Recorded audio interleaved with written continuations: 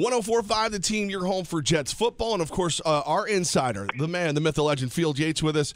Field, first things first, the biggest news throughout the NFL and here in particular, the benching of Eli Manning. What are your thoughts? I think there's sort of two stories here, guys. And what I mean by that is this. If I told you that a player who was quarterbacking a team that was 2-9, had just 14 touchdown passes, had been somewhat uninspiring with his play for the most part, you'd probably say, like, oh, I get it. Yeah, you would maybe consider benching him. Now, if I also told you that player was Eli Manning and he had meant everything to that franchise and he had had the second longest career streak for most consecutive games played, and that you were replacing Eli Manning with Geno Smith, you'd be saying to yourself, that makes no sense. So I think that, and that's the second story here, which is why I think, and not that I'm, making any news here, why this has been such a confusing situation is just because of the optics surrounding it, right? There's just not a lot of reason to go to Geno Smith of all players when you have Eli Manning already as your starter and you've got Davis Webb in the pipeline. Now, it sounds like this could be a very short-term stay for Geno Smith as the starting quarterback, but to call this confusing, confounding, baffling, whatever you want to call it, all the appropriate adjectives work here. Field Yates brought to you by Mohawk, Army, Navy right here on 104.5 Team. So, Field, is it even weirder because we all have this, mystique about the Giants that they do things right and that they just handle this completely awkwardly? Yeah, that's another part of this, is that, this is a team that routinely is regarded as one of the best, not just in football, but, in sports in general, right? It's like the steady New York Giants, the do-it-right New York Giants, the sort of always on-the-money Giants. Well, I think it's safe to say this one is not on the money by the team in any stretch. And for a team that has been almost stubborn to a fault when it comes, and not in a bad way, but they are loyal, right? They are so loyal, whether it's not making head coaching or GM changes, et cetera. Here they are making a change at quarterback, and in a way that just makes so little sense to everybody, inside, outside, close to it, away from it. It really has been, it was a stunner, a true stunner. So what's the future now for Eli Manning, both 2017 season and beyond? Do I think it's crazy that Eli Manning could play it down for the Giants the rest of the way? No, I don't. Would anybody be surprised if he, doesn't, if Geno Smith, looks terrible after a week, and Davis Webb may not be ready? No. Would it be difficult? Of course. But at the same time, it's not totally, past me to think that Eli Manning could play for the team at some point again this season. But I think beyond that, honestly, I think it's pretty clear. Is Adam Schefter tweeted it a couple days ago succinctly and perfectly. Is, hey, this is the beginning of the end for the Eli Manning era in New York, and whether that means teams are going to look to trade for him or the Giants are just going to simply release him, I think probably the future for Eli Manning in 2018 is playing football elsewhere. Now for the future, Davis Webb, Geno Smith, almost in an impossible situation. If they do play well, what does that mean for the future of Ben McAdoo and Jerry Reese?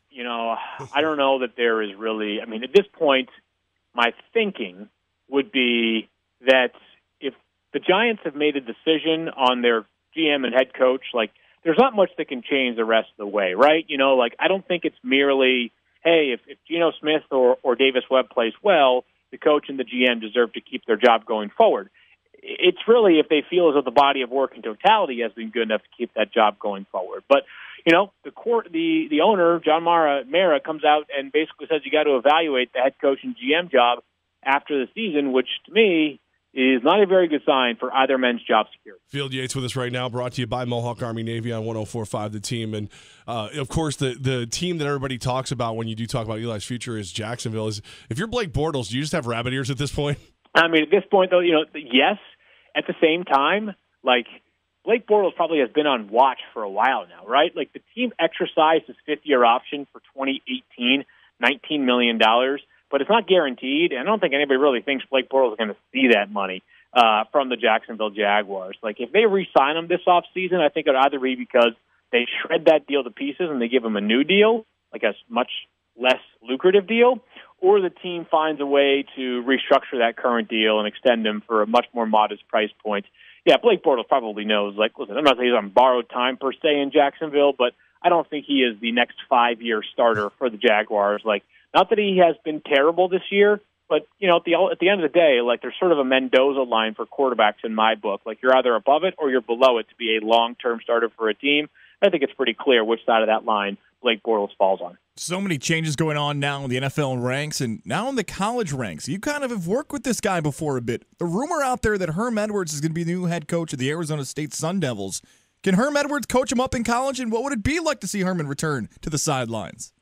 First of all, here's what I would say about that is Herm Edwards is the hardest worker. I mean, he does so much at ESPN, it's out of control. He will not say no to any assignment. He is incredibly kind. He's a principled man. He believes in finding the best in you and getting the best out of you. I think he can recruit. I think that parents would respect him. I think kids would respect him. I think he's got cachet, which is important at the college level. So if he takes this job, and certainly there are a lot of signs pointing towards that happening, Arizona State would get a big-time hire from one of the truly decent men that you will find in and out of sports. I love Herm, incredibly friendly guy, and somebody that if he leaves, as much as it is our loss, I will be that happy for Arizona State and the future of that program that I will understand why he makes that move. But, Field, you realize that means that you're going to have to pick up a lot of that slack. You're already busy enough, brother. Oh, gosh. You know something? I need to recalibrate. No, I'm just kidding. Listen, if it means more work for the rest of us, we understand it's a total team effort here at ESPN. So Herm is one of our grinders, but he is going to be, if he does leave, he will be missed. He's, truly one of a kind. Field Yates with us, and of course, not just on the field, but on the fantasy ranks. Your knowledge widely respected. Any tips for people as they hit the last couple of weeks of the season? Yeah, don't overthink it. That's what this comes down to. But it's also about knowing your needs right now. If you're looking to add somebody on waivers or you're looking to do something to your lineup, you got to know where you're at. Like if you're sitting pretty and you've already got a playoff spot clinched and you're just jockeying for seeds or something like that, you kind of just set it and forget it. You do what you do every single week. But if you need a Hail Mary play because you need to win and you need a couple of the teams to lose, but you need to win the points battle to get in, you might have to do something a little bit out of the comfort zone here and go for a player that brings more upside or brings some more risk.